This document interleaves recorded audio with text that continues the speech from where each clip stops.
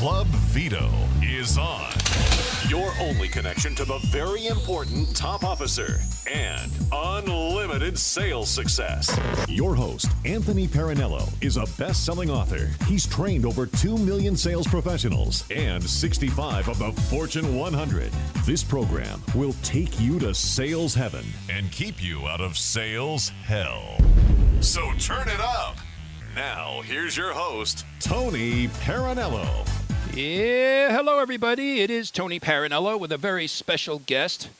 Michael Gelb happens to be a best-selling author of 15 books, translated into 25 languages. He's also an internationally sought-after keynote speaker and president of the High Performance Learning Center. Specializes in consulting and training to corporations such as DuPont, Microsoft, Nike, Raytheon, and Merck. Michael also happens to be a teacher of the Alexander Technique.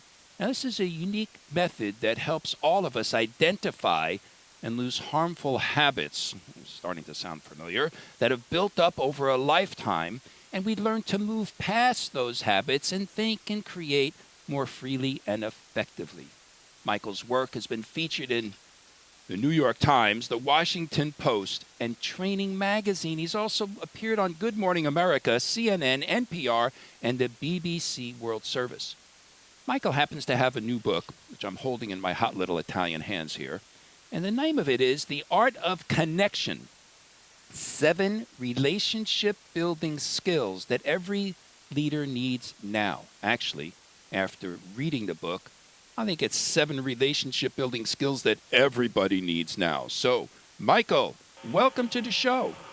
Thank you so much. Great to be with you. Yeah, nice to hear your voice. So, I'll tell you a cute little story to get started. This is really funny. About 3 months ago, I went over to a friend's house, and they happened to be watching The Italian Job on TV. And I walk into the room, and just as I walk into the room, there's a star of the show walking along, reading your book, Think Like Leonardo da Vinci. Did you know that? Did you know that? I sure did, yeah. How did you pull that off? Well, your PR firm's doing really well. Well, it was a funny thing because when that movie came out, no one had mentioned this to me, and all of a sudden I got thousands of emails from people everywhere. Oh my God, your book's in the opening scene of this movie. Yeah. So sure enough, I checked it out, and Mos Def and Jason Statham are on the canals in Venice, Yep. holding up a copy of How to Think Like Leonardo da Vinci. I know. It's on screen for 22 seconds, but who's counting? Yeah, no, and it's great. I mean, it was so funny. I said, wait a minute, I know him. The actor? No, the author of the book. That's awesome, yeah. It's really nice. You know, the movie producer sent me a photograph of the 2 stars holding a copy of How to Think Like Leonardo. I have it right here in my office. Oh, that's classic. It's cool. Yeah, it's good to be. It's good, you know, when you become part of so-called popular culture. I suppose that's a good thing. Well, yes, it is, and I applaud you for it and the accomplishments of writing all your books and having them translated in all the different languages. Let me ask you something. This new book, The Art of Connection. Why did you write it?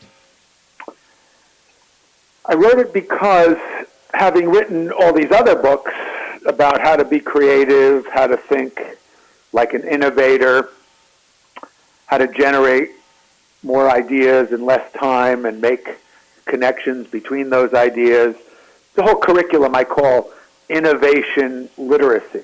Everybody wants to innovate, but most people don't know how an innovator thinks. So having taught these skills through How to Think Like Leonardo, Innovate Like Edison, Discover Your Genius, the missing link is always relationships.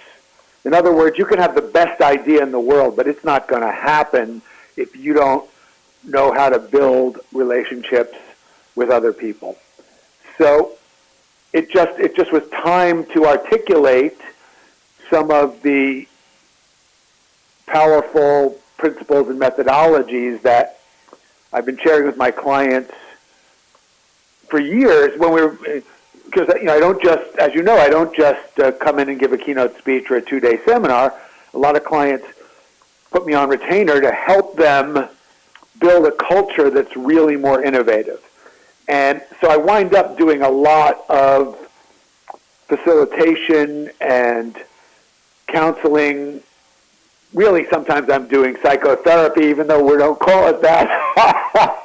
Yeah, and it turns out to be that, doesn't it? Yes. Yeah, it turns out to be that. So yeah, relationships are the missing link. Plus, as you suggested in your wonderful introduction, this is relevant to everybody. These principles of this is the key to happiness. It's not just the key to success. It's the key to longevity. It's the key to happiness. Your sense of connectedness with other people, sharing positive connection is what makes life wonderful. So I just I wanted to share, I thought just time to share, what have I learned about this in 39 years of working with organizations around the world. Yes. And also applying it in my own life and my own very happy, fulfilling relationship and friendships. And, if my life is anything to go by, then there might be something to this, because it's filled with the most wonderful, loving people. And it's, to me, heaven is when you feel grateful to the people in your life and they feel grateful to you, whether it's business or friendship, on every level. That's heaven. And hell is the opposite, when everybody's always looking out for themselves and trying to get the most from everyone else. You know, Michael, that balance that you just mentioned is so critical. We observe it in nature. Nature is balanced quite well. It seems to know how to do that. But it seems to me, and that's why as I read your book, I thought, my God, everybody that's walking around on planet Earth needs to hear the words in this book or read the words in this book and understand that relationships don't spin around social media. Talk about this face to face, actually seeing somebody, actually talking to somebody without texting or without relying upon, searching something on the internet and the busy work that too many people seem to be doing these days. So I'm grateful for you coming out with this book. And I'll tell you one thing, from the listening skills that you talk about in here, to the liberations, to technology, all of this stuff that you cement into place makes so much sense. So hats off to you. So now that I know why you wrote the book, what are your favorite chapters in this book? That's, it's always like asking which is your favorite child of your children. Yeah. All the chapters, the way I think of chapters is they are part of a whole. They're part of something that is meant to be more than the sum of its parts. So each chapter sets the stage for the next chapter and the next chapter, and they're meant to build on one another. And there's a logic to the order of the chapters. So having said that, I say my favorite thing is the introduction. I love it. I absolutely love it. That's great. So, and I know the chapters are connected so well, but I couldn't help fast forwarding the book to the acronym RARE, to be a rare listener, and the acronym for TRIP. I got a kick out of that. Those types of very easy and fast, quick learn, quick study, read this and do it. And so it spoke to me as much as your Leonardo, Think Like Leonardo book, because you came out with a workbook for it. Are you going to come out with a workbook for this book? Well, that's a great question. And if enough people buy this book, then I get to do a workbook. That's how it works. Oh, yeah, sure. Okay, well, we'll try to make that happen. So, thank you. so now our audience today is made up of mostly salespeople and a lot of solo and entrepreneurs. Now, for the salespeople that are listening, let's just do a couple takeaways in your book for salespeople. What comes to your mind immediately when you think of a salesperson and the art of connection? Well, so what comes to mind immediately is my brother, who is a fabulous salesperson in a number of different fields throughout his entire career. And he's incredibly personable. He's genuinely caring about others.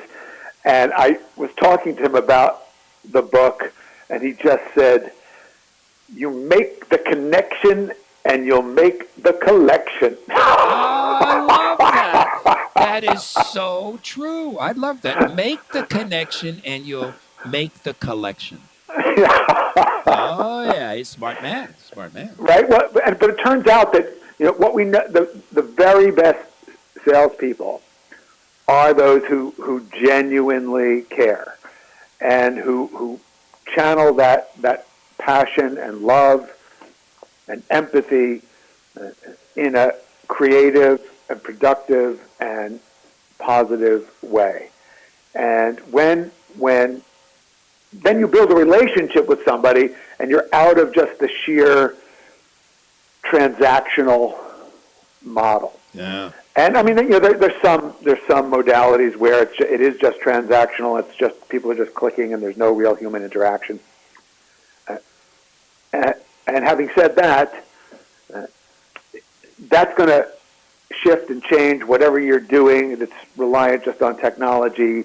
Well, the technology is changing so fast that you're going to have to find a way to figure out something else to do somewhere along the line, and you're going to need other humans in order to figure that out. Yeah, I've always thought, not always, but in the last several years, I've thought the real competition a salesperson has these days is Google.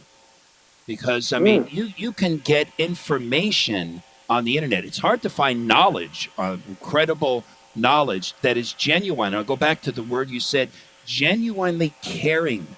The word genuine, authentic, empathy, positive, all those words really need to be shown, expressed, and very obvious in our connection with people if we want to build a relationship more than just a transaction. Because let's face it. Very much so. And and the other one, too, that you embody so well is optimism. Yes. It's because one of the things we know, so this is in chapter 2, the notion that emotions are contagious. So be careful what you catch and spread. And we know the classic experiment, Martin Seligman, the author of Learned Optimism, he worked with insurance salespeople, and he worked with a big company, and he actually took the people who were rejected from the regular hiring process. Their resume wasn't quite up to what the company was looking for. They didn't have the experience. But he asked the company, he said, let me test these people. Let's find the most optimistic of the people you rejected, and let's hire them. You'll train them like you train the regular people you hired. You'll train them, and let's see how they do. So the people who were rejected from the regular hiring process but scored high on Seligman's optimism scale were hired on a probational basis, and they outperformed the regularly hired sales force by more than 60%. There you go.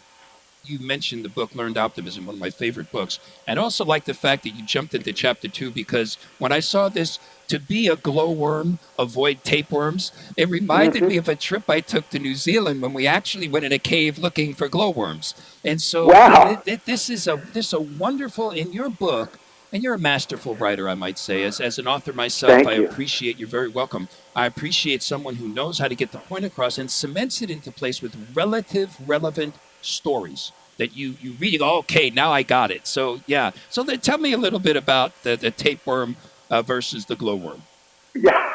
Well, the idea of becoming a glowworm, it's actually, I drew it from a quote from Winston Churchill, who said, "We are all worms, but I do believe that I am a glowworm."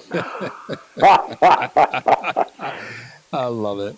Right? And if you think about Churchill, I mean, here's someone who, under incredible adversity, I mean, London was bombed 56 nights in a row, and I mean all night. People were sleeping in the subway in order to survive. It was horrifying, and at that time, no one knew that the Allies were going to win the war. It looked incredibly bleak. Yes. And one person in a bunker. I mean, I went and visited the war rooms where Churchill directed the Allied effort in Europe from this tiny little bunker. There's maps on the wall, with pins stuck in the maps representing the troops moving. There are no computers. It's amazing to think of this. And he'd get on the radio, and his character, his energy, his vision, his courage inspired the entire nation to continue their effort and eventually emerge triumphant. So that, it is the essence of leadership on every level. So this is, to me, what it means to be a glowworm is that maybe you're not saving Western civilization. Maybe you're just encouraging your children or your partner or the people in the workplace or whoever you interact with, and not necessarily even with words, just by your presence. So this is where it really begins, is to be a positive, caring, radiant presence in your life every day. And we now know, too, that little interactions make a bigger difference than most of us imagine. There's all sorts of study on this, that workplaces where people are just kind and polite and acknowledge each other in respectful and positive ways turn out to be much, much, much more engaging, positive places in which to work. And the opposite is also true. So cultures where people are rude or disrespectful create toxic environments. So when we say, be a glowworm and avoid tapeworms, it is to avoid, to the extent that it's possible, those kinds of negative influences. Yes, and Michael, I've written down some keywords you've been saying here. I'm already on my second page of notes. Character, image, vision, leadership, and then I wrote down leadership equals salesmanship, because salespeople in their day-to-day activities are always leading something or someone to some destination at some point by caring and understanding and being interested and authentic and understanding their needs. They're leading them to a solution. And then I wrote down, you didn't say this, but it reminded me, is that someone is always watching. And so the little interactions we have really mean sometimes more than something big we would do. I'll just go back in time. I was walking into a building getting ready to attend a meeting. And it was not with the president of the company. It was with the vice president. And as I walked up to the lobby, there was some trash, some paper trash just blowing down this sidewalk going into the company. I bent over, picked it up, and I took it into the lobby, and I asked the receptionist to throw it in the trash. And she says, "Oh, thank you." And she says, "Who are you here to see?" And I told her, and so I'm waiting for my appointed person to come down. The little phone rings on her desk, and I hear her. It's a one-way conversation I could hear. She says, "Oh, yes, he's right here. He's standing right here. Okay, I'll tell him." And I thought she was going to look at me and say, "Well, your appointment's going to be late or whatever." She says, "The president of the company would like to come down and chat with you." And I thought, uh-oh, what did I do? What did I do? Little did I know that the president happened to be watching out of his window on the third floor, looking down at the parking lot, and saw me pick up the piece of trash. He wanted to meet the person that picked up the trash on the way into his building. That's such a beautiful story. It says everything. That's the kind of leader you want as the VITO. Yes. Yes, exactly. And so it's interesting. Here we look at the word balance again. I did something just out of respect and out of politeness, and then someone else did something out of respect and politeness, and we had this wonderful balance, and I met the person who I'd been wanting to meet, but under other circumstances that could have been more grand, sending an email and, a letter, but it was something simple that made a huge difference. And I'll never forget that. And so, somebody's always watching. And politeness and kindness, especially now in this world that we're living in, goes a long, long way. And pay it forward. Pay it forward. Yeah. Perfect. Very much so. Very much so. And see, the other side of it, too, is so one aspect of it is you got some positive instant karma. Yes. You know, you did this thoughtful, mindful, caring, small gesture, and there was an immediate reward. The good news is the reward, it turns out, is immediate and intrinsic in any case. By small acts of goodness and kindness and mindfulness are investments in strengthening your own character, your own presence. So, you know, they say your character is how you act when you think no one's watching. Yes. I love that. So you're right. It's like making a deposit in our own character's bank account when we do hold the door for someone or whatever, some kind act without maybe not even understanding why we're doing it, but it's kind and mindful, and we don't care if anybody sees it or not. And it builds our own strength. Yeah, it builds that muscle. It builds that muscle, and if we don't do that, the muscle goes into atrophy. It's so dormant we forget how to use it.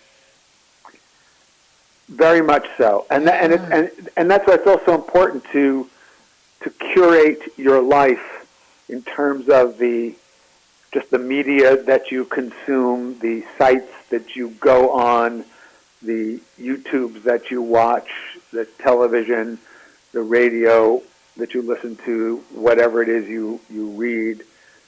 It's a extraordinary time. I mean, there's more access to the genius of the world than ever before. You can get the wisdom, the philosophy, the poetry, the insights, the spiritual teachings of the entire world. You can watch an evening full of TED Talks on quantum physics or anything you wanted to learn from world experts. It's all available and it's pretty much free. You can pretty much hear all the greatest music that's ever been written in human history almost for free. At the same time, there's a massive trolling negativity ready to suck you into your basest fears and anger and prejudices. So it's just so fascinating. We have to consciously curate our lives so that we're bringing in uplifting messages, inspiration, light, and positive energy, so that we can then share that with others. You know, what we fill our minds with, our hearts, is obviously what we're going to radiate out. So be really conscious, really careful about the nutrition you give your soul on a daily basis. Yeah, it's always a choice, isn't it? You didn't say that word. I wrote it down, choice. Constant light and positive energy. Then I wrote down, this is bringing up an interesting thought in my mind. And you mentioned it's the access we have to everything. And if we choose the right stuff to access, we are uplifted with it rather than depleted and disempowered by it. So I was thinking, I wrote this down, pass along one positive thought every day. What if we all did that? What would that do for the art of connection? Just for everyone you know, rather than retweeting something or refeeding something of a negative, just put out one positive thought every day. I think I'm going to create a bumper sticker like that and put it on the back of my old car. Well, there you go. That's one right there. Yeah, think about that. So now, what about this acronym you created? This rare acronym about listening.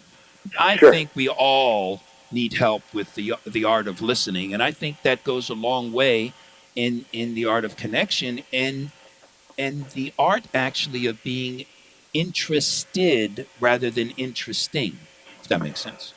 Yes, it does. I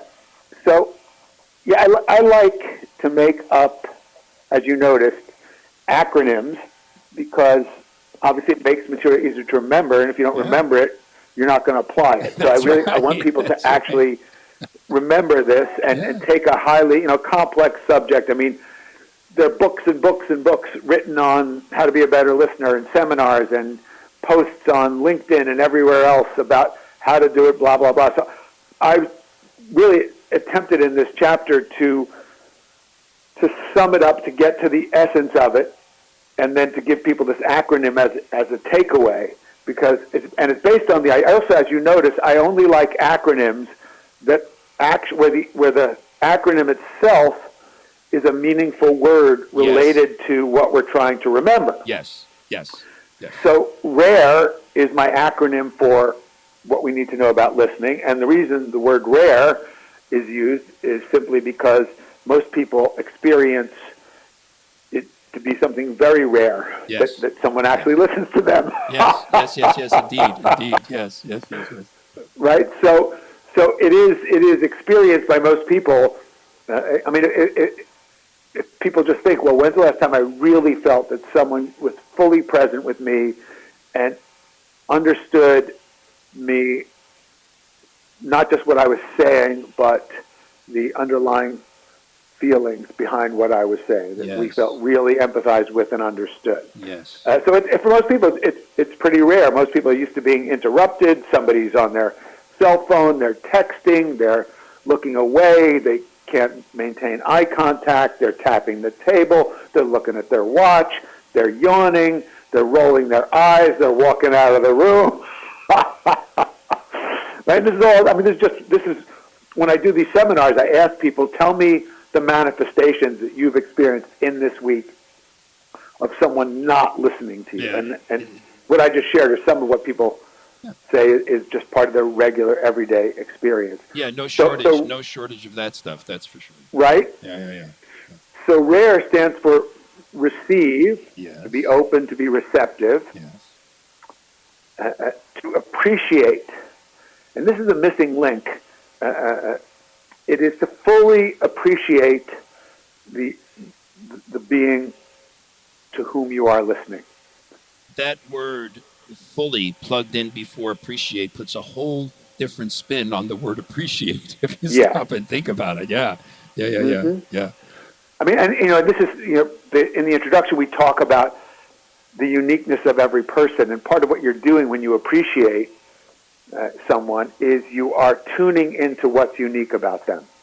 And I guarantee you, one thing every human being has in common, they all want to be appreciated for being unique. Yes.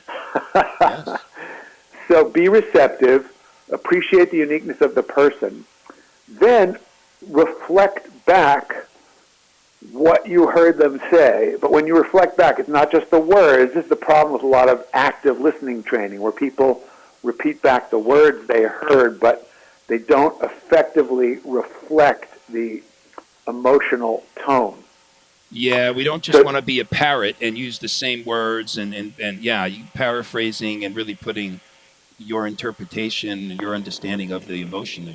That's perfect. Right? So that's what I mean by reflecting. Yes. And then the E is inquiry. It's to inquire.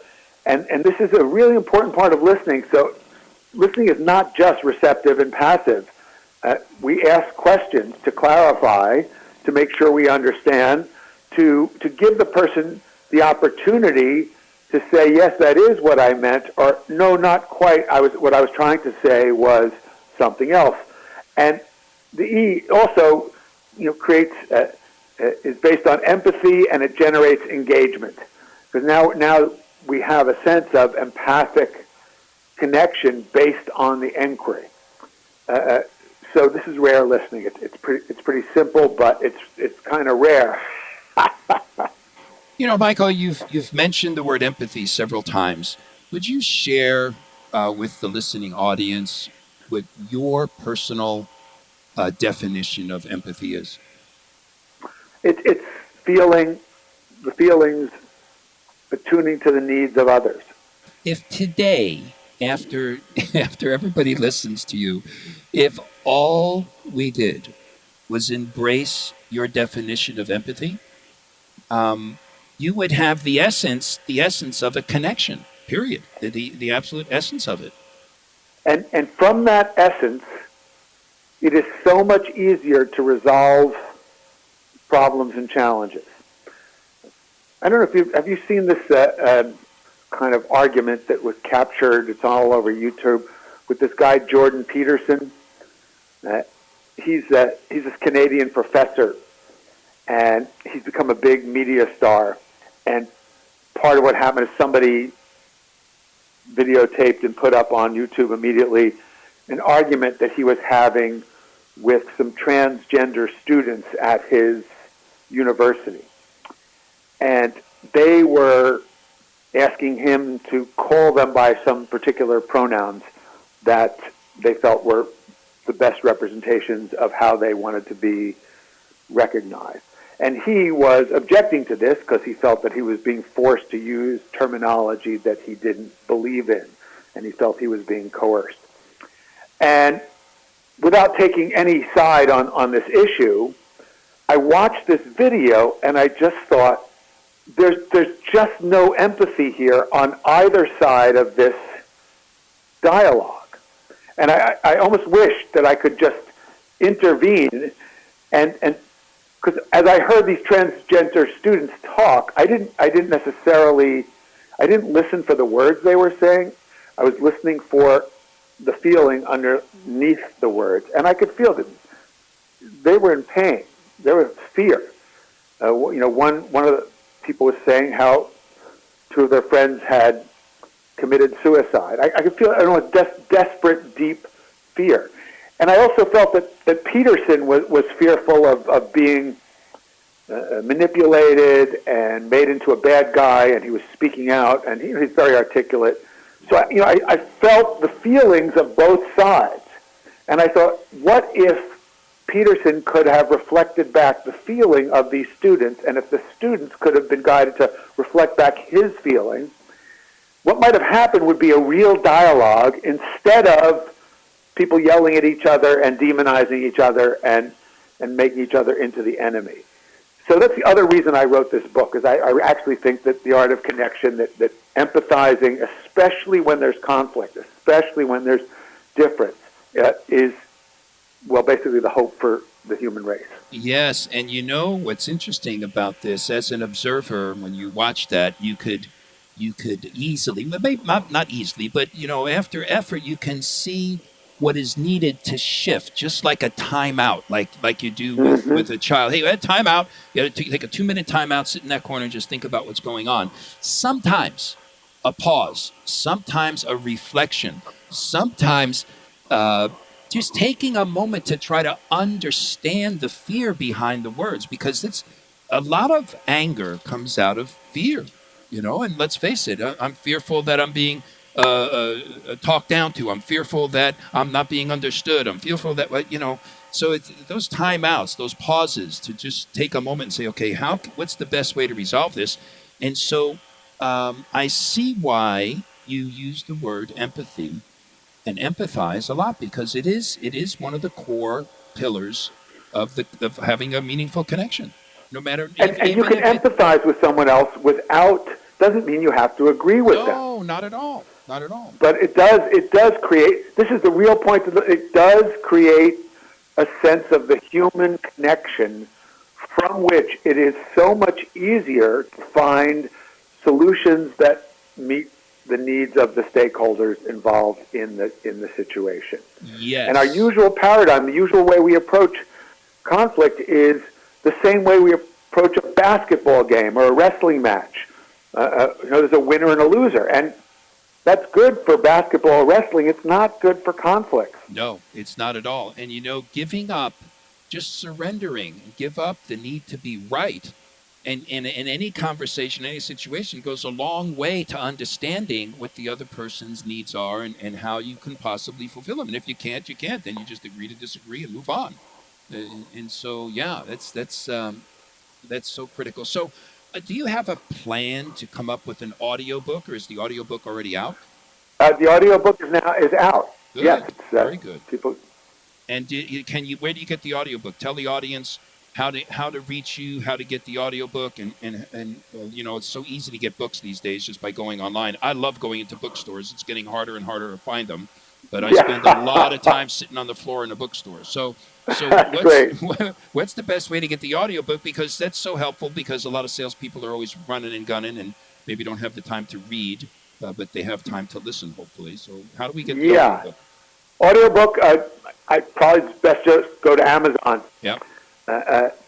And you go to The Art of Connection, Michael Gelb, or they can go to michaelgelb.com, Gelb, and there's links to everything on my site and lots of free articles and free videos and stuff like that.